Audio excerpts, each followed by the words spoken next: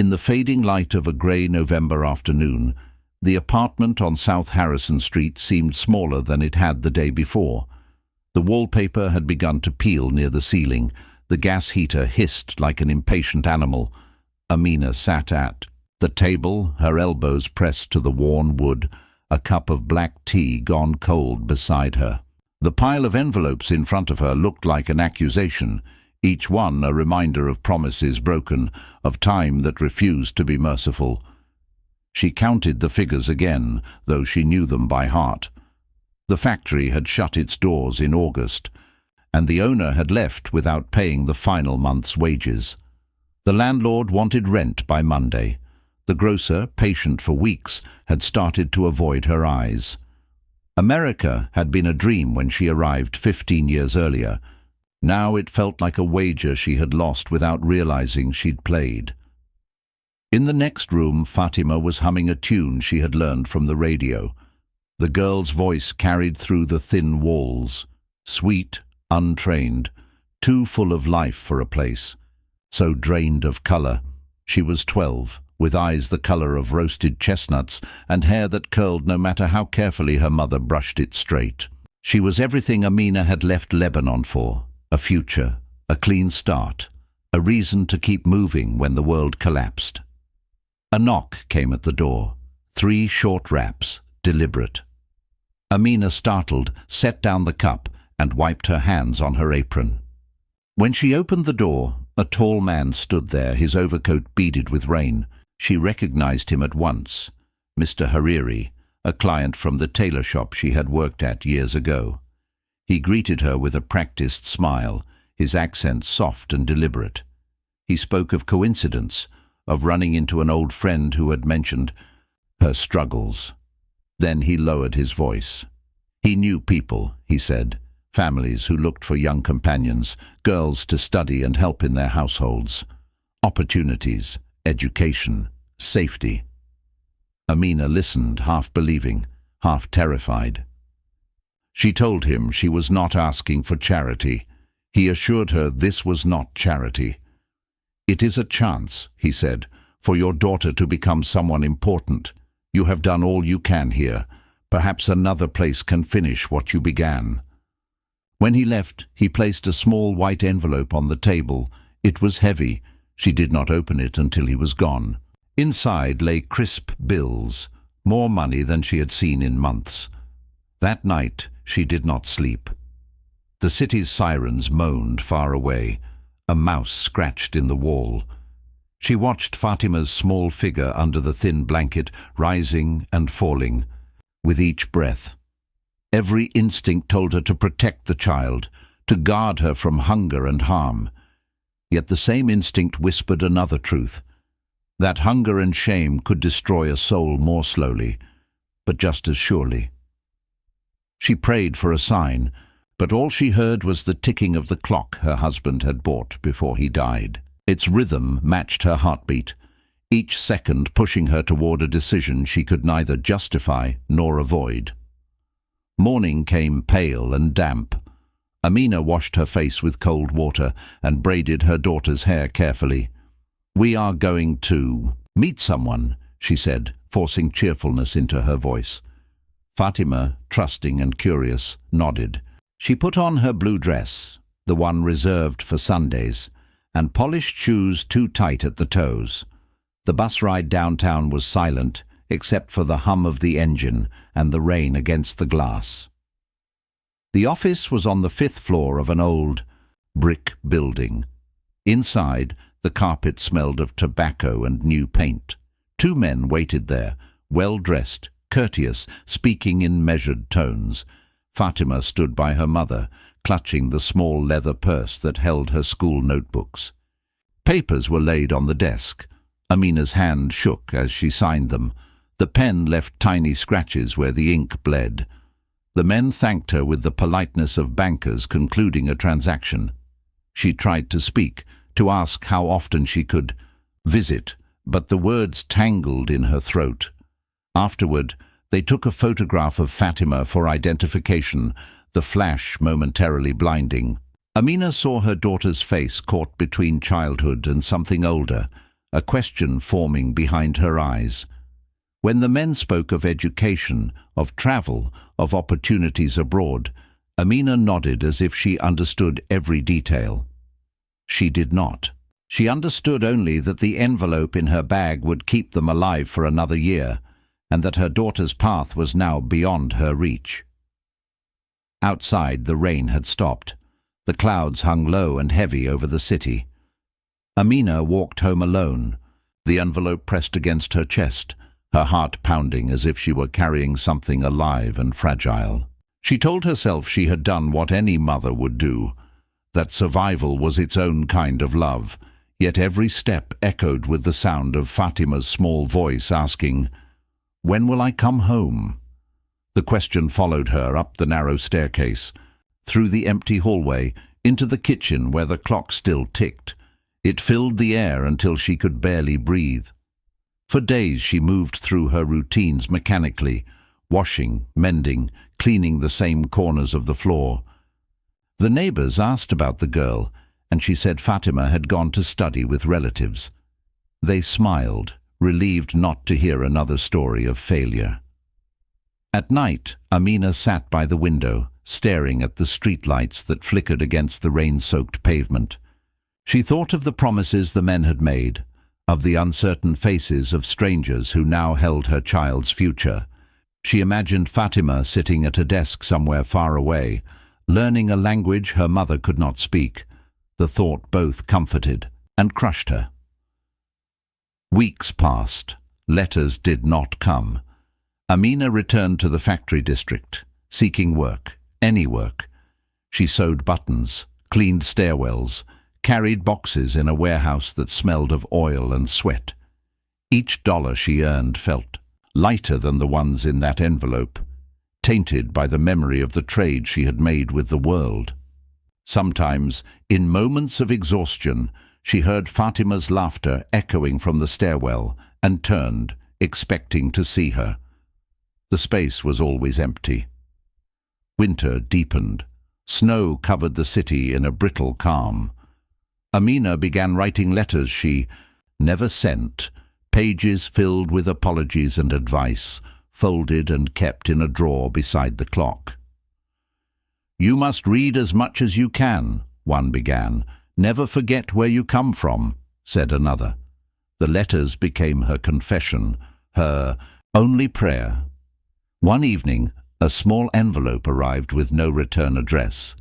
Inside was a single photograph. Fatima standing in front of a large white house, dressed in clean clothes, her expression solemn. On the back, in neat handwriting, were the words, "She is well." No signature, no explanation. Amina traced her daughter's face with her fingertips until the image blurred beneath her tears. Relief and dread wrestled inside her.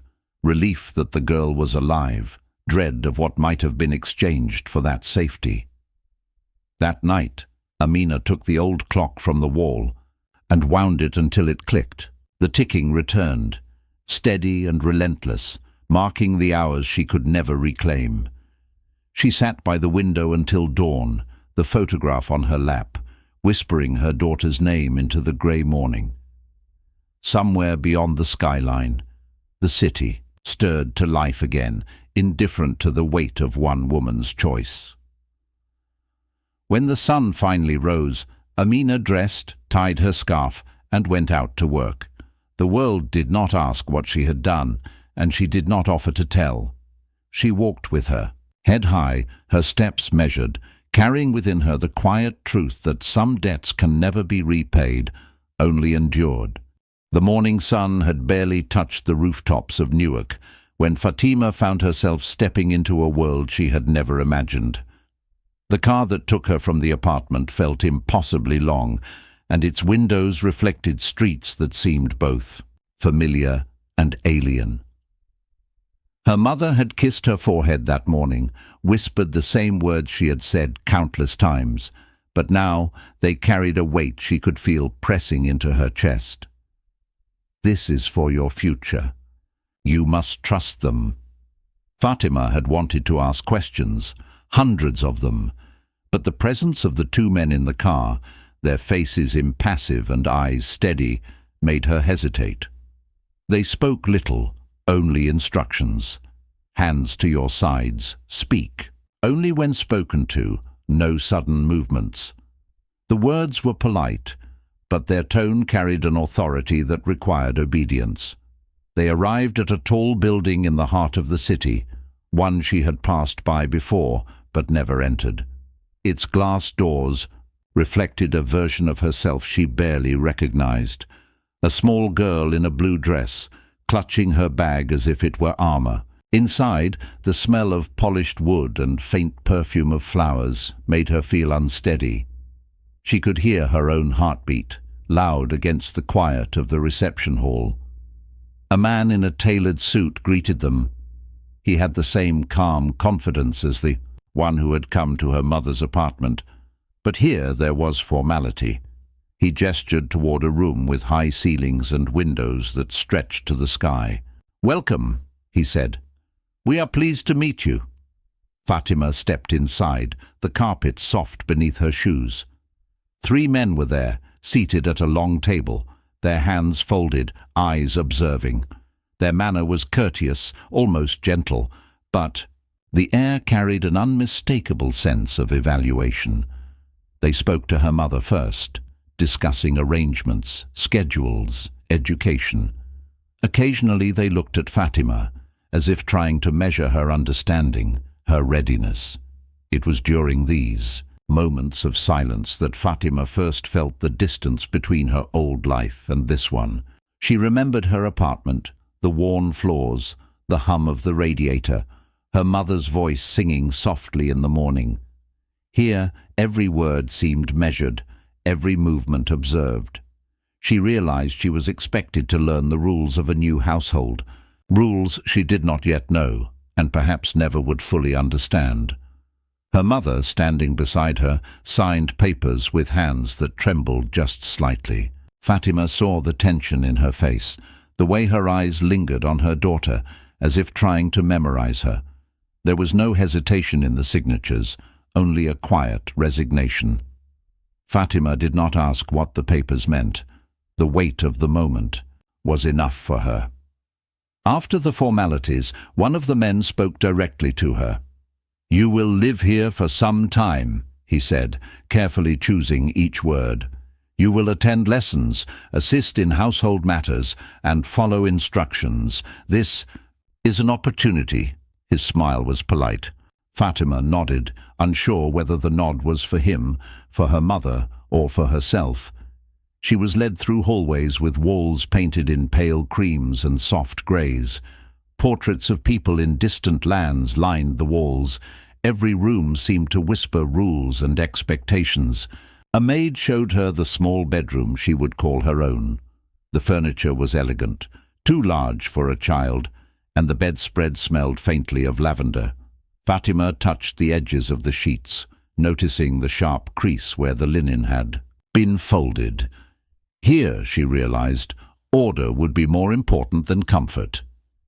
Evening came with the subdued warmth of lamps rather than sunlight. Fatima sat by the window of her new room, looking down at the street she once knew.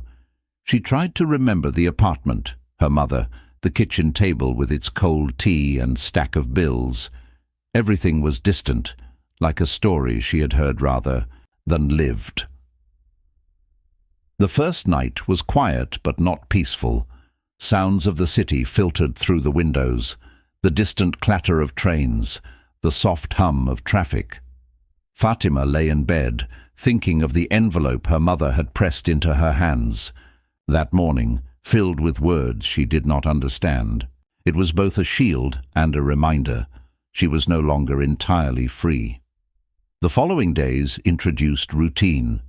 Lessons in language and etiquette filled her mornings. Afternoons were occupied with chores designed to teach discipline and patience. She quickly realized that attention to detail mattered above all: how she spoke, how she moved, how she arranged objects. A dropped spoon or a crooked towel drew a glance sharp enough to be remembered for hours. Yet within this strictness she discovered patterns. She watched the men's gestures, their conversations, the unspoken ways they tested those around them.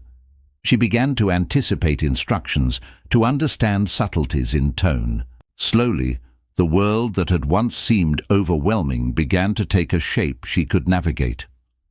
Letters from her mother came rarely, each one a small bundle of reassurance and advice. "Learn what you can," one read. "Remember where you come from, but do not be afraid of the road ahead." Fatima read these lines over and over, letting them settle into her mind, trying to hold on to the warmth of home in a place so rigid and unfamiliar. As weeks turned into months, Fatima began to adapt. The initial fear was replaced with observation, the trembling uncertainty with calculation. She learned when to speak and when to remain silent, how to anticipate needs without being asked, and how to move through the house without drawing attention. Every small success became a quiet victory. She also noticed the subtler lessons, how patience could be a shield, how quiet obedience could coexist with inner strength, how understanding people's intentions could create small spaces of autonomy. She realized that survival was not simply enduring tasks. It was understanding the rules of power, the rhythms of behavior, and the unspoken boundaries. Through it all, Fatima kept the image of her mother alive in her mind, a compass guiding her decisions. The memory of Amina's eyes, the curve of her lips when she smiled, the scent of her hair, all these became anchors in a world that demanded more than she had ever known. She learned that the greatest strength might be in quiet endurance, in the ability to carry one's dignity through days that offered no comfort and few promises. Evenings were spent by the window, looking at the city below, the lights flickering like distant stars. Fatima understood that she was not a prisoner in the sense she had feared. She had freedom within limits, freedom to think, to observe, to learn. The bargaining had been done not only in the office with signatures and papers, but in the silent adjustments she made every day to keep herself whole. Months passed, each day layered upon the last. Fatima's routines became second nature, her observations sharper, her understanding of the household deeper. The men, though polite and distant, began to rely on her judgment in small matters, not as a servant, but as someone who understood the rules better than any newcomer could. By the time the first winter storm arrived, Fatima had changed. She was no longer merely a girl in a strange house.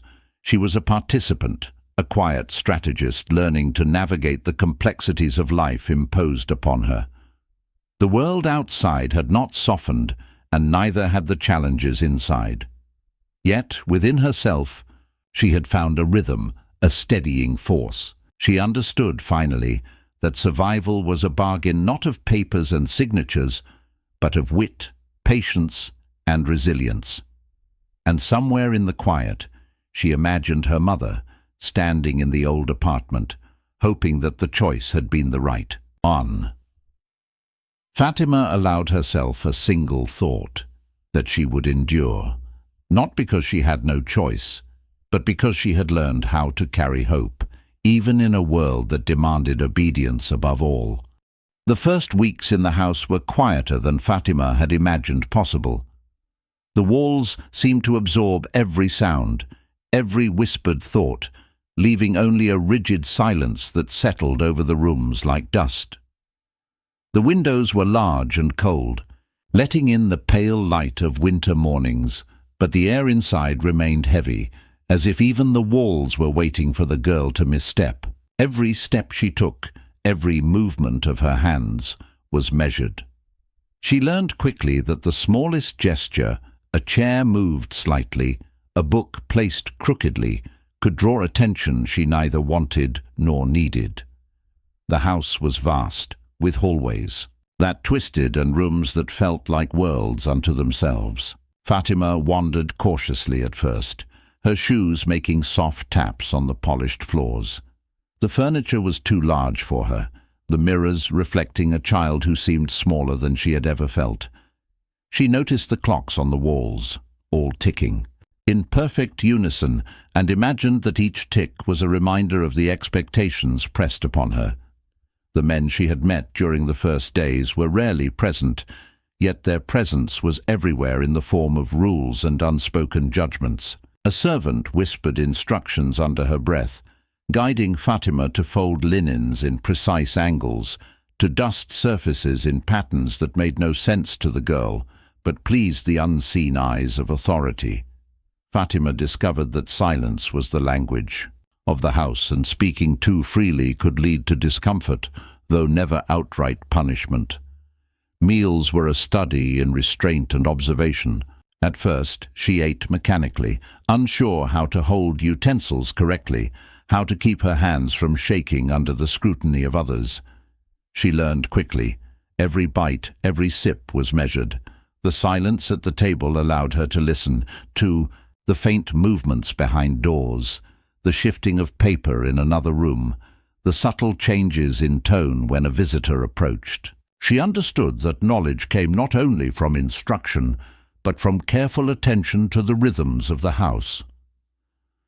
Nights were harder. The bedroom was neat, almost too neat, the sheets tucked with surgical precision. The faint scent of lavender lingered, a reminder that appearances mattered above all else. Fatima lay awake, listening to the house breathing around her, the gentle hum of the radiator, the faint groan of settling wood, the distant sounds of the city streets beyond the windows. In the darkness, she thought of her mother, wondering if she had imagined this life for her daughter as a path to safety, or if she had understood the weight it would carry. Days stretched into weeks. Fatima's routine became a silent choreography of efficiency. She learned which tasks to complete first, which rooms required more attention, which moments allowed her to pause without drawing notice. She became adept at predicting the needs of the household, at noticing the subtle signs of satisfaction or displeasure. The house, once a prison in her imagination, became a landscape she could navigate, a complex puzzle whose edges she slowly began to understand. She observed the men from a distance. Their interactions were formal, sometimes warm, often detached. Fatima understood that her role was peripheral, yet her presence was a constant test. She studied the way they spoke, the slight inflections in their voices, the gestures that accompanied commands and requests. In the quiet corners of the house, she began to anticipate expectations, learning to move with the rhythm of authority without drawing attention to herself. Letters from her mother continued to arrive at intervals, each one a lifeline. They were brief, filled with advice and reminders of her origins. "Remember where you come from," one letter instructed, "but learn what this world has to teach you. Not everything is as it seems." Fatima read and reread these lines, letting them anchor her amidst the unfamiliar rhythms of the household. Gradually, she discovered small freedoms. A quiet corridor became a place to practice writing in a notebook she had brought, unseen by others. A window ledge became a perch from which she could watch the streets below, imagining the life she had left behind and the city as it moved beyond the walls of the house. In these moments, she realized that silence was not only control, it could be sanctuary.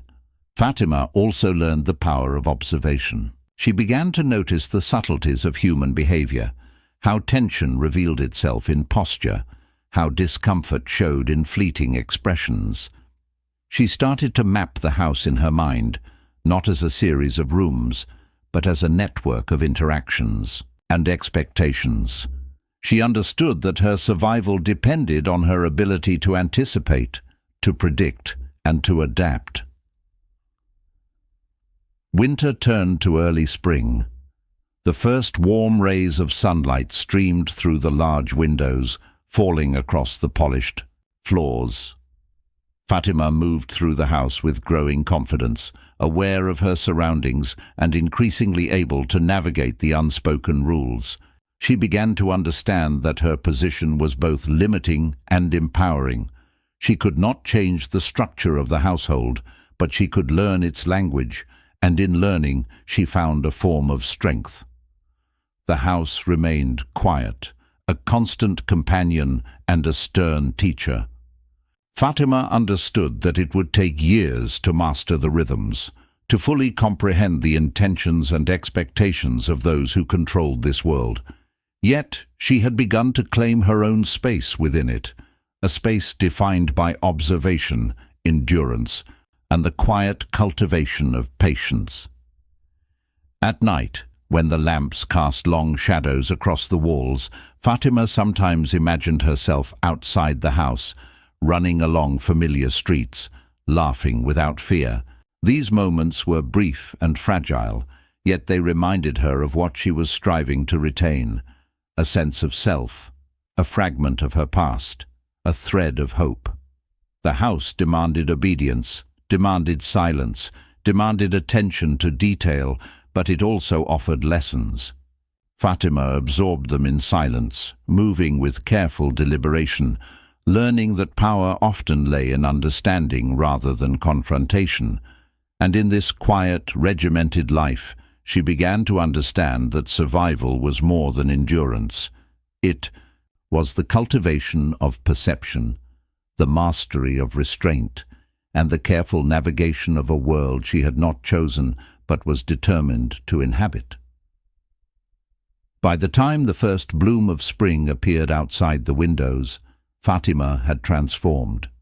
She was no longer merely a child in a strange house. She was an observer, a silent participant, learning the subtle art of navigating authority, anticipating needs, and preserving herself within the confines of a world that demanded control and conformity. The House of Silence, once daunting and oppressive, had become both teacher and protector, a place where she could grow cautiously and deliberately toward the person she was meant to become. The routine of the house had solidified into a rhythm that Fatima followed with careful precision. Each morning began the same: the soft toll of the distant church bell, the faint creak of the floorboards as she rose from the narrow bed, the precise arrangement of clothing for the day. She moved silently, anticipating the sequence of chores, lessons, and examinations of conduct that defined her existence. Every act, however small, was observed, an ever-present reminder that inattention could disrupt the delicate balance she had learned to maintain. Her education had become both a discipline and a test. The men, though largely absent from daily oversight, had established tutors and teachers who arrived at the house with their own strict schedules. Fatima learned languages she had never heard before, manners appropriate to situations she could scarcely imagine, and protocols that seemed simultaneously arbitrary and absolute. Each lesson carried the unspoken understanding that mastery would ensure favor, while failure would invite scrutiny. At first, she resisted. The new languages felt like chains, the intricate lessons in etiquette and protocol like barriers to the freedom she had once known. Yet slowly, she began to see patterns, to understand that compliance could coexist with autonomy in subtle, undetectable ways. In the careful memorization of words, gestures, and expectations, she discovered the first contours of strategy. She realized that survival was not merely enduring the rules, but learning to navigate them with intelligence and foresight. Evenings were reserved for reflection. Fatima would sit in the quiet corners of her room, the faint light of lamps casting long shadows across the walls, and review the lessons of the day.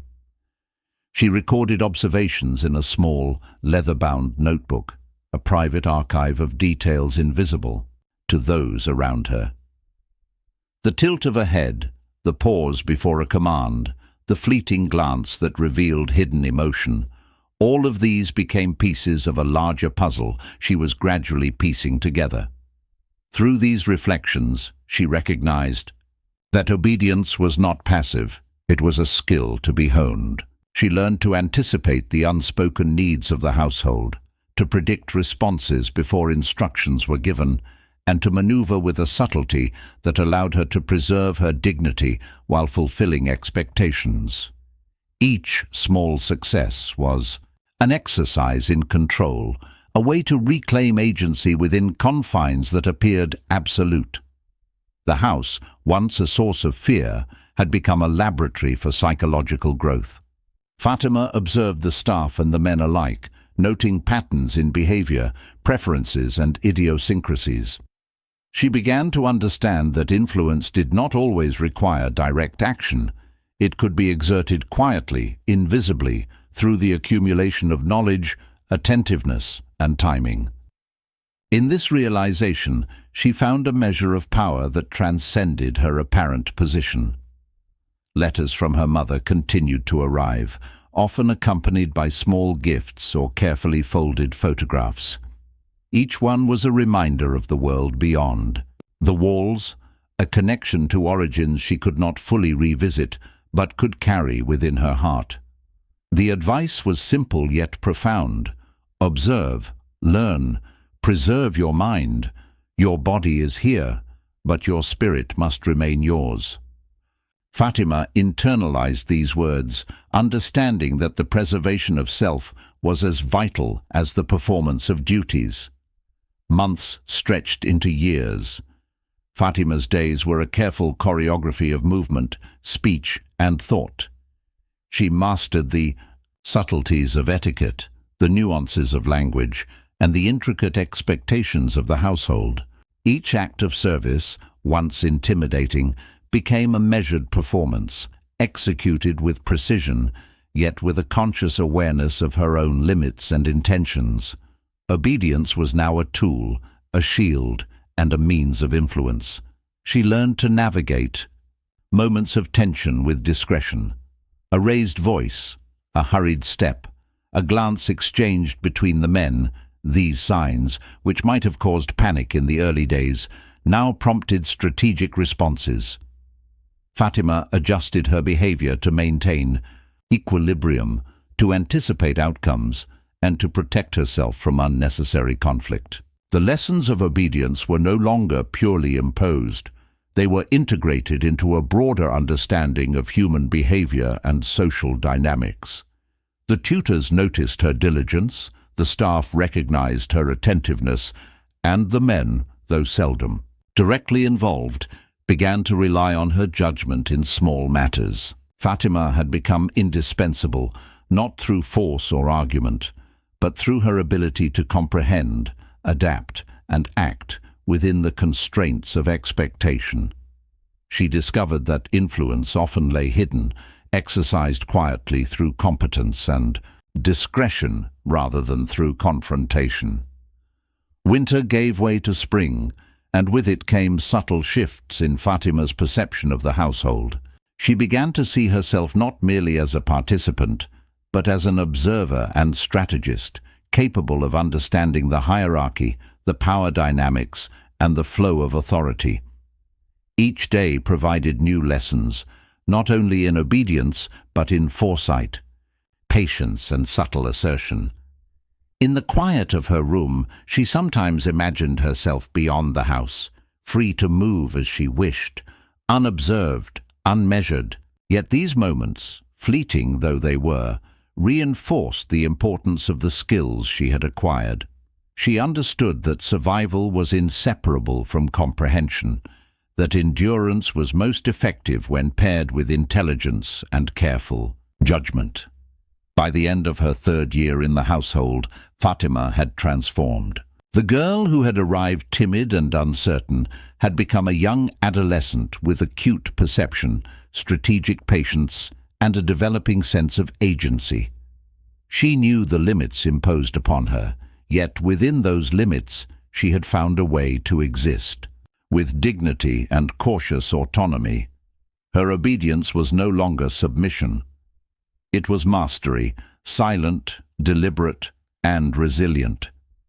Each task, each lesson, Each interaction had become a building block, shaping a young woman capable of navigating a world that demanded conformity while retaining the essence of her selfhood. In the disciplined patterns of the household, Fatima had discovered not only endurance, but the first glimmers of strength. Evenings remained her time for reflection. The city beyond the walls continued its constant motion, indifferent to the intricate dramas of one household. Fatima would sit by the window, notebook in hand, reviewing her observations and strategies. The quiet had become her teacher as much as her instructors or the household itself. She understood now that the most profound lessons were not always written in books or spoken aloud, but found in the careful study of behavior, timing, and consequence. And in the stillness, she allowed herself a thought that obedience could be more than compliance, more than survival. It could be the foundation upon which resilience, understanding, and ultimately freedom might one day be built. The arrival of a letter from Amina shattered the fragile rhythm Fatima had established. It was not unusual to receive correspondence, though they were infrequent, brief, and always carefully worded. But this one carried weight beyond the printed lines. The envelope trembled in her hands as she sat at the edge of her bed, the sunlight through the large window painting long stripes across the floor. Fatima hesitated before opening it, as though breaking the seal might release something she was not prepared to face. The letter began with words of apology, the kind that carried a weight she had only imagined in quiet moments before. Her mother wrote of sacrifices made, of the impossible choices imposed upon her by circumstances beyond control, and of the hope that Fatima would understand one day the depth of that burden. Fatima read slowly, absorbing each phrase, feeling the tension between love and despair in every carefully chosen word. Memories she had tucked away resurfaced unbidden. The small apartment on South Harrison Street, the peeling wallpaper, the cold gas heater, and the stack of unpaid bills, all of it returned in vivid detail. She remembered the morning her mother had guided her into the car, whispered assurances that had felt both comforting and frightening, and the uncertain ride through streets that seemed simultaneously familiar and foreign. Fatima felt the weight of her mother's presence and absence, the duality of care and surrender pressing upon her chest. In the days that followed, Fatima found herself reflecting on the choices that had shaped her life. The household in which she now lived was strict and demanding, but it was not cruel. It offered structure, education, and an opportunity for mastery, yet every achievement was underscored by the absence of her mother's voice and the conscious awareness of the debt that had been paid for her survival. She understood with a clarity that was both painful and necessary that her mother's actions were born of desperation, not malice.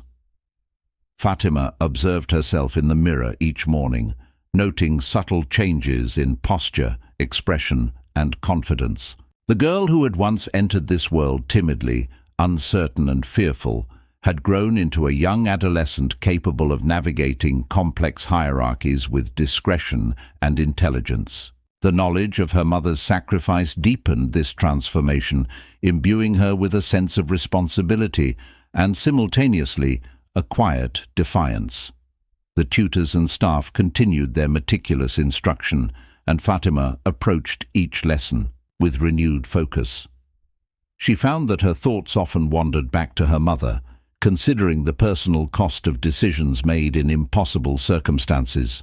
The more she learned about the household's operations, the subtle patterns of authority, the hidden rhythms of interaction, the more she recognized that survival was as much about understanding human nature as it was about mastering chores and language.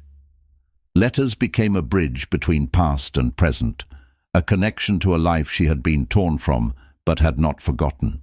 Amina's handwriting, familiar and frail, carried reassurance and instruction, yet also an unspoken acknowledgement of guilt. The duality of her mother's intentions, love intertwined with necessity, was mirrored in Fatima's own reflections. She recognized that growth often emerged from constraint, that understanding could coexist with resentment, and that the bonds of family were not diminished by distance, but sometimes strengthened by endurance. One afternoon, Fatima found herself alone in the library, a room lined with shelves of books whose spines gleamed in the afternoon light. She opened volumes in languages she was still learning, tracing letters and words with fingers that had once trembled at simple gestures.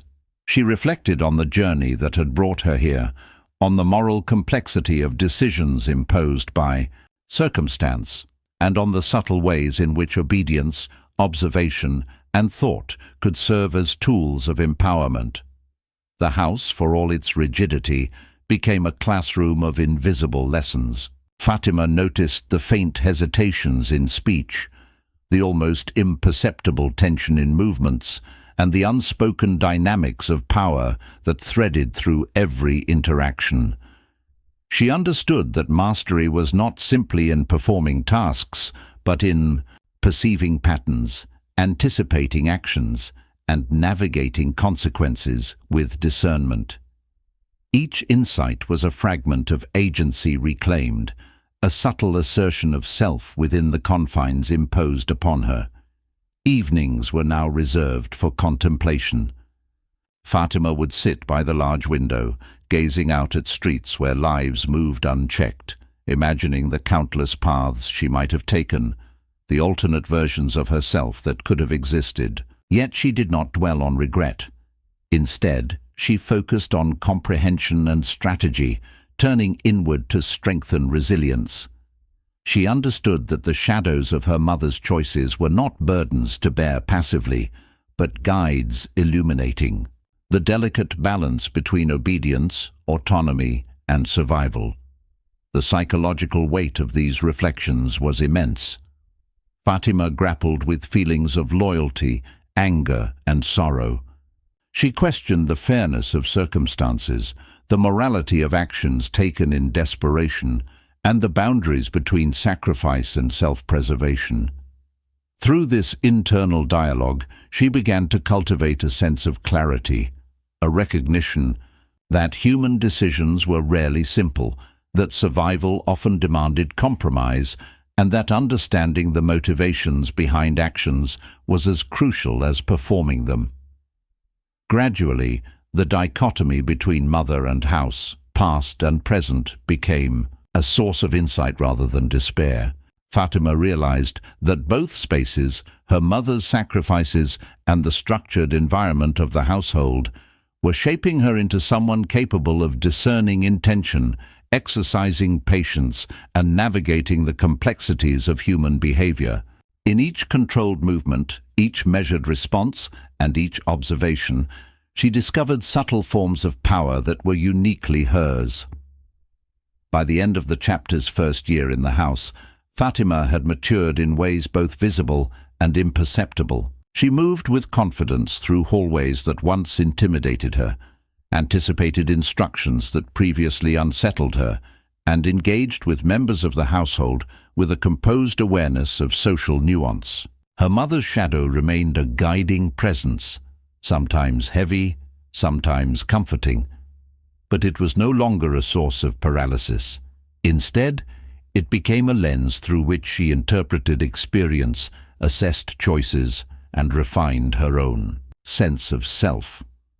Fatima understood, perhaps for the first time, that obedience, when paired with insight, could coexist with personal agency. That sacrifice, while painful, might serve as a foundation for growth. That the human spirit could endure constraint, internalize lessons, and emerge both cautious and resilient. And, in the quiet of her room, she allowed herself a fragile but persistent thought, that her mother's choices, though complex and difficult, were an expression of love, and that within her own adaptation she could honor that love without surrendering herself. The calm order of the house, which had governed Fatima's life for years, began to shift with subtle tremors that she sensed before anyone spoke. The men, usually distant and controlled, had grown restless. Conversations carried a tension she could feel in the floors, in the quiet hum of lamps, in the way the staff moved with hesitant precision. Something unseen had shifted, and the household responded with an instinctive wariness that Fatima recognized immediately. It began with a rumor, whispered by a servant who had been in the house long enough to understand the unspoken rules. One of the men, they said, was under suspicion. Something about business dealings that had drawn scrutiny from authorities beyond the city. Fatima listened carefully, aware that rumor in this environment could become reality without warning. The atmosphere thickened. Subtle glances became charged with meaning. Instructions were delivered with less explanation, and the invisible hierarchy seemed to bend under a pressure she could not yet name. Fatima sensed an opportunity amidst the tension. She had spent years observing patterns of behavior, noting the precise moments when attention was divided, when influence could be exerted without confrontation. Now the house itself presented a chance for action, not rebellion in the open, but a form of subtle maneuvering that could shape her position within the shifting structure. She began to watch, to catalogue interactions, and to consider how her own decisions could navigate the uncertainty. The men gathered for extended meetings, their voices low but urgent. Fatima stayed at the periphery, performing tasks while listening, carefully noting who deferred to whom, which gestures signaled authority, and which words carried hidden power. She realized that her ability to understand the underlying dynamics gave her a degree of control she had not exercised before. Observation, she thought, had always been her ally. Now it could be a tool. At the same time, her tutors and staff were adjusting to the changing tone. Instructions became less patient, corrections sharper, and expectations more precise. Fatima adapted quickly, her movements deliberate, her attention heightened. She discovered that small actions, anticipating a need, correcting a misstep, offering assistance without request, could stabilize situations that might otherwise have unraveled. In this, she found a quiet authority that no one in the house directly acknowledged, yet which became evident in the subtle deferments and acknowledgments she received. The incident that marked the true turning point came one afternoon when one of the men summoned Fatima to the study. The room smelled of paper, ink, and faint wood polish, and sunlight slanted through tall windows, illuminating the seriousness in his expression. He spoke of responsibility, of trust, and of the need for discretion in uncertain times. Fatima listened, nodding, understanding that her role was being redefined. The household depended on her vigilance, her ability to observe, and her capacity to act without drawing attention. She realized that survival was no longer enough. She could now influence outcomes through knowledge, timing, and perception. In the days that followed, Fatima moved with increasing confidence. She anticipated requests, prevented mistakes, and subtly guided interactions among staff and visitors. The men, unaware of the depth of her insight, came to rely on her in ways that were never formally acknowledged. She understood that influence did not require confrontation. It required foresight, patience, and a quiet mastery of circumstance. Fatima's reflections on her mother's letters became sharper during this period. Amina's warnings about observation, endurance, and preservation of self resonated more profoundly as the household dynamics shifted. Fatima realized that her mother's guidance had been a preparation for moments like this, when understanding, subtlety, and internal strength could determine the course of events in ways visible only to the perceptive. The house itself had become a living lesson. Each creak of a floorboard, each whispered exchange, each subtle hesitation in speech became data. Fatima catalogued these details in her mind, formulating strategies for maintaining equilibrium and subtly asserting her competence. She discovered that the smallest actions, placing a book correctly, delivering a message at the optimal time, reading the mood before speaking, could shift outcomes without overt interference. As winter yielded to spring, the tension in the household reached a quiet climax. The accusations against the man were formalized. Consequences began to unfold in distant offices and through carefully worded correspondence. Fatima, though peripheral in the official matters, understood the significance. Her awareness, discretion, and judgment had positioned her as a stabilizing force, a silent participant capable of shaping events without attracting notice. In this moment, she recognized the extent of her own growth. The girl who had entered the household timid and uncertain had evolved into someone capable of perceiving complex dynamics, anticipating consequences, and exerting influence without confrontation. The lessons of obedience, observation, and endurance had matured into strategic awareness. Survival was no longer the sole objective. Mastery of circumstance had become a tangible skill. Evenings were now a time for reflection and planning.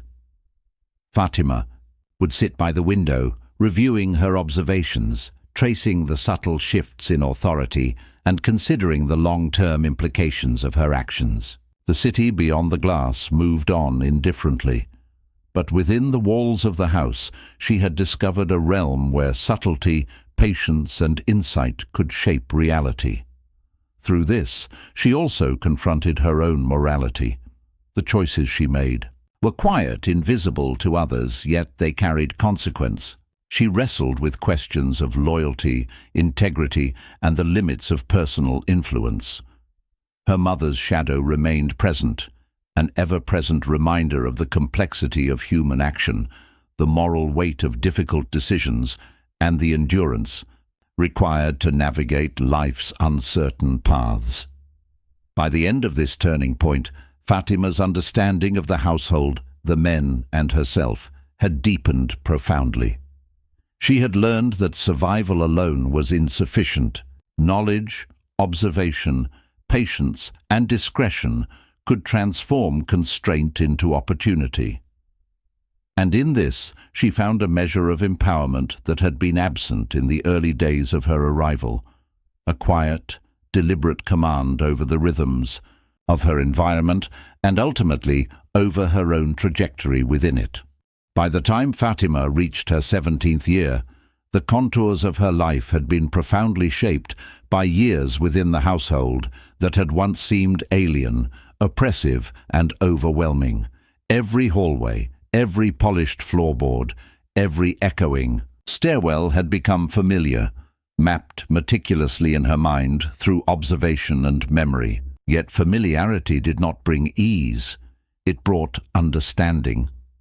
She could sense the rhythm of the house as if it were alive, capable of revealing intention in the quietest whisper, the slightest shift in posture, or the subtle flutter of a curtain. In the evening breeze, Fatima's mornings began with the same precise sequence she had followed for years. A slow rise from her narrow bed, a careful brushing of hair that still curled rebelliously despite hours of taming, and the selection of clothing arranged the night before. Each movement was deliberate, each gesture measured, for she had learned that survival depended not only on completing tasks, but on executing them with an unnoticeable perfection. She had internalized the rhythm of the household so completely that she could anticipate the needs of those around her before a word was spoken. The letters from her mother continued to arrive, sporadically, yet with unwavering purpose. Each one carried the weight of the past and the moral complexity of decisions made under duress. In her mother's handwriting, Fatima read not only words, but the imprint of sacrifices, the echoes of sleepless nights, the quiet despair of a woman compelled to make impossible choices for the sake of a child's future. "Remember where you come from," one letter read, and carry it with dignity. The path may be hard, but endurance is a form of wisdom. Fatima studied these words until they became part of her internal voice, guiding her through the labyrinthine rules of the household and the subtle currents of human behavior. The household had evolved with her growth. The men, once distant and formal, had become reliant on her perceptive abilities in ways they did not formally acknowledge. She navigated the shifting dynamics with careful attention, recognizing moments of vulnerability and opportunity. Her observations were precise. The slightest hesitation in a gesture, the change in tone when an idea was broached, the positioning of objects on a desk, all became data points that informed her actions. Influence, she realized, did not require confrontation. It could be exercised invisibly through foresight, discretion, and the strategic timing of responses. Yet the knowledge of her mother's sacrifices weighed heavily upon her. She revisited memories of the apartment on South Harrison Street, the peeling wallpaper, the cold gas heater, the persistent stack of unpaid bills, and contrasted them with the polished floors, the structured routines, and the rigid expectations of her current environment. The contrast was stark. Her mother's decision had been both a shield and a burden, offering survival, but demanding a price that Fatima felt in every measured step she took through the corridors of the house. She understood now that freedom was never a gift freely given. It was purchased through endurance, obedience, and the cultivation of subtle authority. The days leading to the potential reunion with her mother were filled with tension and anticipation. Fatima moved through the familiar rooms with heightened awareness, noting every detail as if the house itself might alter her path if she misstepped. She reviewed her observations meticulously, considering how her accumulated knowledge, her strategic patience, and her understanding of human nature could serve not only survival but the reclamation of autonomy. Each action was deliberate: the placement of a book on a desk, the arrangement of chairs, the timing of her responses. All gestures carried weight, shaping impressions and outcomes invisibly. One evening, as sunlight slanted through the tall windows and painted the walls with long golden stripes, Fatima sat by the library window, tracing the outlines of familiar streets below. She reflected on her growth, on the meticulous lessons of obedience, patience, and observation that had been imposed upon her, and on how those lessons had been internalized, transformed into tools of perception and influence. She recognized that the household, once oppressive, had become a crucible for developing discernment, resilience, and strategic thinking. Her thoughts often returned to her mother. She imagined Amina walking the narrow apartment, wringing her hands over bills and debts, whispering promises and prayers, making choices no parent should be forced to make. Fatima understood now the complexity of love under duress, the moral ambiguity, the difficult trade-offs, the intertwining of care and necessity. She realized that survival had been the first requirement, endurance the second, and now, in approaching freedom, the ability to act deliberately and wisely was the culmination of years of careful, often painful preparation. When the day of reunion arrived, Fatima felt a mix of anticipation, fear, and cautious excitement. The streets of her childhood, though unchanged in form, seemed different in meaning. Each familiar corner, each cracked sidewalk, each distant sound carried layers of memory and reflection. She moved deliberately, carrying herself with the composure and awareness she had cultivated over years of quiet observation and measured obedience. The house that had shaped her was now behind her. Ahead lay the uncertainty of reunion and the potential reclamation of a relationship strained by time and circumstance. Amina waited in the modest parlor of the apartment, older, weary, but marked by a quiet dignity that spoke of sacrifices and resilience.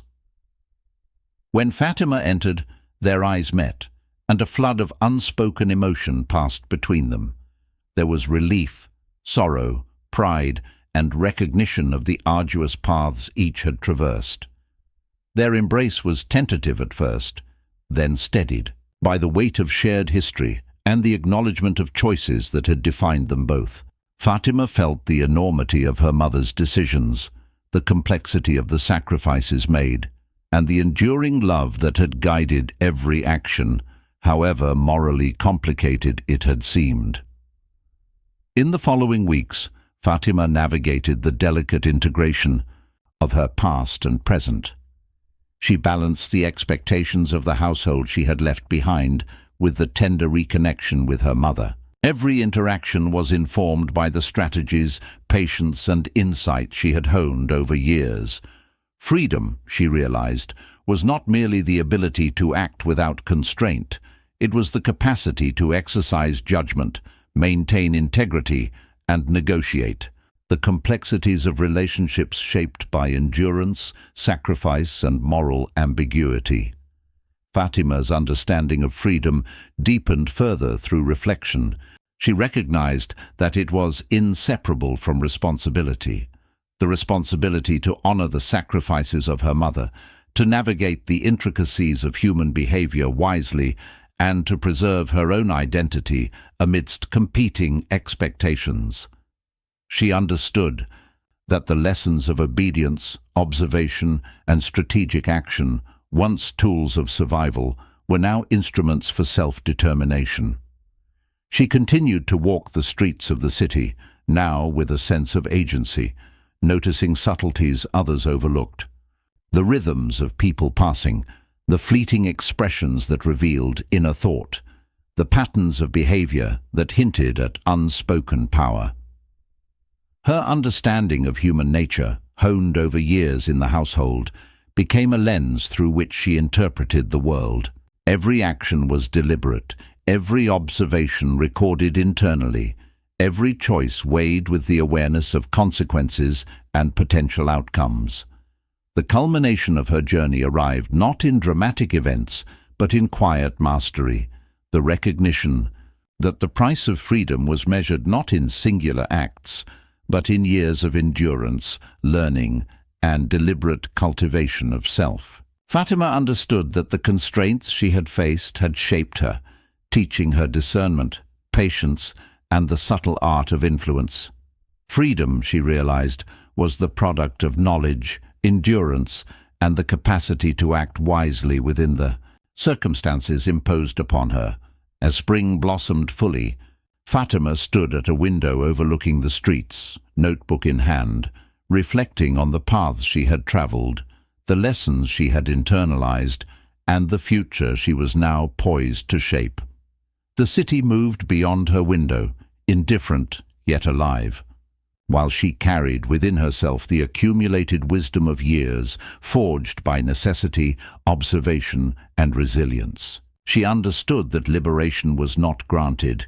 It was earned through the meticulous balance of obedience and agency, survival and insight, endurance and self-determination.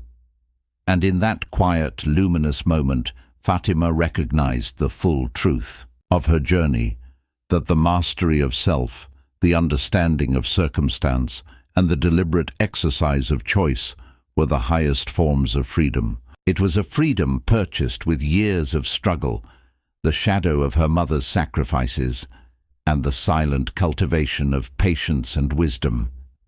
And as she turned from the window, she carried this freedom with her, not as a gift received, but as a power meticulously earned, ready to shape her life on her own terms.